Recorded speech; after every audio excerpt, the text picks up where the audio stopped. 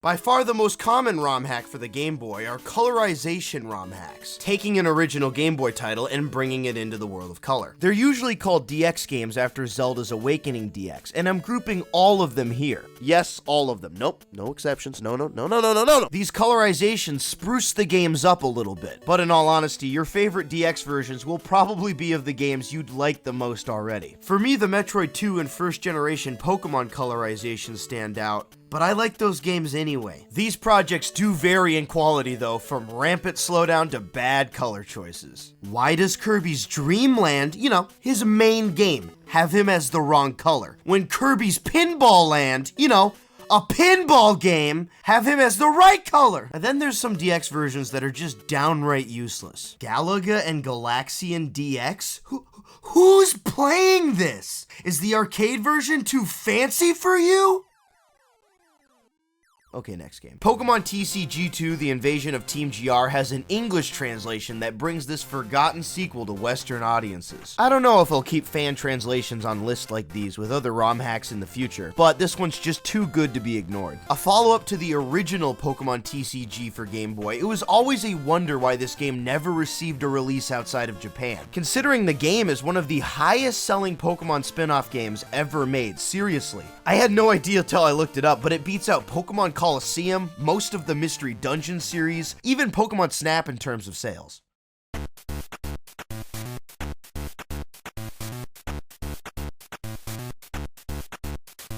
The story starts out with Team GR, which stands for Great Rockets, very creative name, invading the island from the first game and taking all the club leaders hostage. You'll go around beating other card players, collecting cards in order to build the right decks to beat all 4 of these high-leveled goons so you can free the island. The serviceable story really lets the gameplay shine. Everything has been built upon from the first game. The biggest improvement here is the near doubling of the card count, from 228 to 441, with cards from newer expansions being added in. The GR enemies use the new expansions extensively, and you'll constantly see the new Dark Pokemon cards that have much stronger attacks but lower health. Once you beat all 4 GR members, you'll take a hot air balloon ride to the second island, GR Island, which is way bigger with many more locales to play in. It does raise some questions though. I guess Team Great Rocket isn't the mafia like Team Rocket. They are literally the upper echelon of a society that runs parallel to yours. They have normal subjects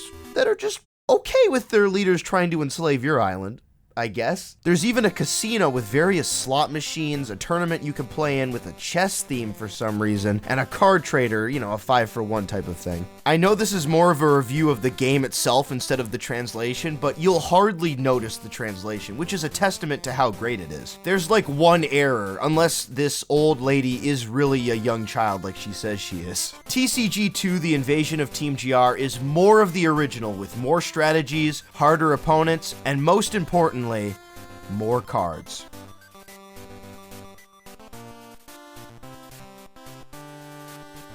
Zelda's New Awakening is one of the few Game Boy ROM hacks to actually feature new content. They're hard to come by. All the dungeons have been rebuilt from the ground up, and the overworld has been tweaked slightly. But even with its higher difficulty, it's really not a Master Quest version because it deviates from the original in a few key ways. The most obvious change is that the sword isn't on the beach anymore, it's actually at the end of the second dungeon, so you'll have to play through a full quarter of the game without it. And that makes this part of the hack really unique, as the first 2 dungeons are built around you not having your best weapon. You'll be pushing enemies into pits, using bombs and magic powder sparingly, as there's not that many uses for those, or just avoiding creatures altogether. Without the sword, every new weapon feels like such a relief to have. Getting Rock's Feather has never felt this good. As for the quality of the dungeons, they're trickier even with the sword. There's a lot of block puzzles, but the hack stays consistent except for a few glitches. I think Bow Wow is having a seizure. Zelda's New Awakening is surprisingly refreshing and smart.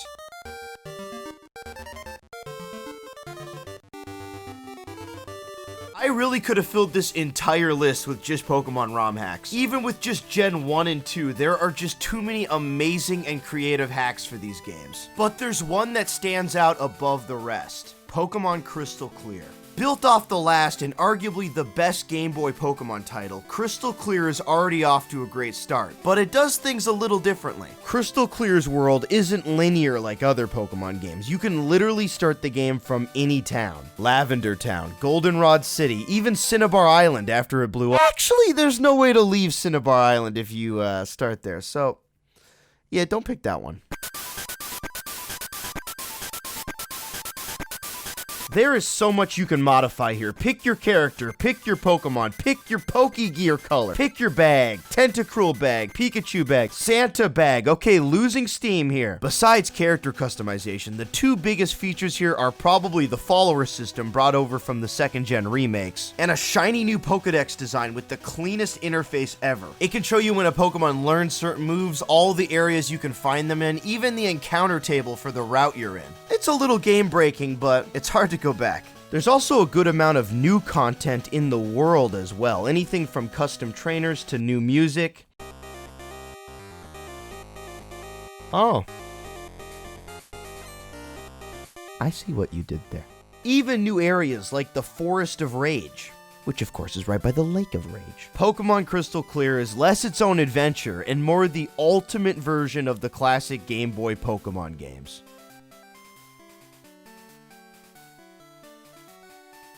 Super Mario Land 2 DX is more than a normal DX game, which is why it gets its own spot. The detail and love for the original shines through with just how much care was put in here. Weird but necessary choices like the hearts being 1-ups and the stupid feather showing you of the fire mushroom are obviously replaced here. Luigi is added along with his signature floaty jumps, giving you a reason to play through this game twice. All of these are nice, but the real magic of Mario Land 2 DX is that it unlocks the true potential of this amazing game. It was never meant to be in black and white. There's just too many great ideas here. There's a level where you're inside a whale. There's a Lego level. There's a level where you're tiny and you crawl up a chimney. There's a whole world where you're in space. Compare this to Super Mario Land 1, which even in color is very much a relic of the time. The Koopa shells explode, everything is ridiculously ugly and small. Mario controls with the subtlety of a lead ball. This was clearly the portable Mario game, and that was an achievement in and of itself back then. Compare that to this game and just wow. Now that doesn't mean the game escapes everything from the time period. The game features off-the-wall strange enemies that were distinct for the Game Boy. Jason Voorhees, boxing sharks, British people, this guy. Hey, try to describe this. Start from any animal, try to describe this. You can't. Start anywhere. It hurts my head. He's a ram, horse, cow, fish swimming in honey. And the boss's difficulty can vary a lot. This mouse is incredibly hard and will take several tries. Whereas the octopus boss, it's a little bit easier. If you haven't played Mario Land 2 before, actually no, if you've played this is still my most recommended hack to you. Playing this game all over again in color is amazing. I would imagine.